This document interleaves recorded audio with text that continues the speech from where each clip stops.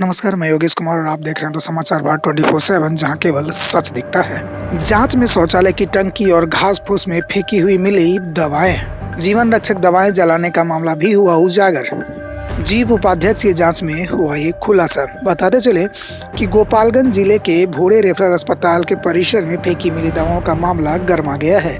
शनिवार को दूसरे दिन हुई जांच में अस्पताल परिसर में उग आए घास फूस, शौचालय की टंकी और जर्जर हो चुके पुराने भवनों में से भी भारी मात्रा में दवाई मिलने लगी है। बताया जाता है कि ये वही दवाइयां थी जिससे किसी की जान बचाई जा सकती थी। बताया जाता है कि रेफरल अस्पताल भोरे के परिसर में भारी मात्रा में फेंकी मिली दवाओं की खबर विभिन्न समाचार पत्रों में प्रमुखता से प्रकाशित होने के बाद शनिवार को जिला परिषद उपाध्यक्ष अमित कुमार राय रेफरल अस्पताल पहुंचे और पूरे मामले की जांच की। जांच के दौरान जर्जर हो चुके पुराने भवन, शौचालय की टंकी और परिसर में उग आए घास फूस में फेंकी हुई दवाएं मिलने लगी। एक जर्जर भवन में दवाओं से भरे कार्टन को छिपाकर रखने तथा अस्पताल परिसर में फैले घास फूस में दवाओं को जलाए जाने की बात भी सामने आई है। बरामद दवाओं में कुछ की एक्सपायरी समाप्त हो गई थी तो कुछ ऐसी भी दवाएं मिली जिसकी एक्सपायरी जुलाई 2022 में है। सरकार द्वारा फैमिली प्लानिंग के लिए जोड़ों को मुफ्त में दिए जाने वाले निरोध और गर्भ निरोधक गोलियां भी बड़ी मात्रा में मिली है।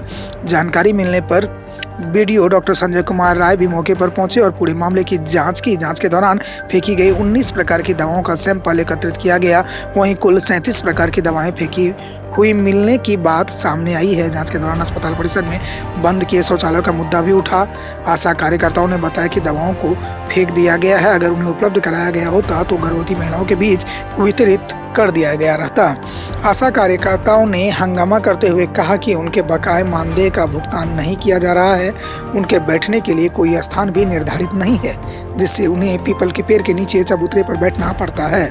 इन आशा कार्यकर्ताओं ने बैठने के लिए एक बड़ा हॉल तथा चेंजिंग रूम उपलब्ध कराने की गुहार लगाई। वहीं मौके पर मौजूद लोगों ने स्वास्थ्य प्रबंधक अखिलेश कुमार दुबे पर मनमाने ढंग से कार्य करने का आरोप लगाया है। गोपालगंज से धनंजय कुमार की ये पूरी रिपोर्ट। तो न्यूज़ में हम लोग को पता लगा कि यहाँ पे बहुत ढेर सारा मात्रा में एक्सपायर्ड दवा फेंका हुआ है।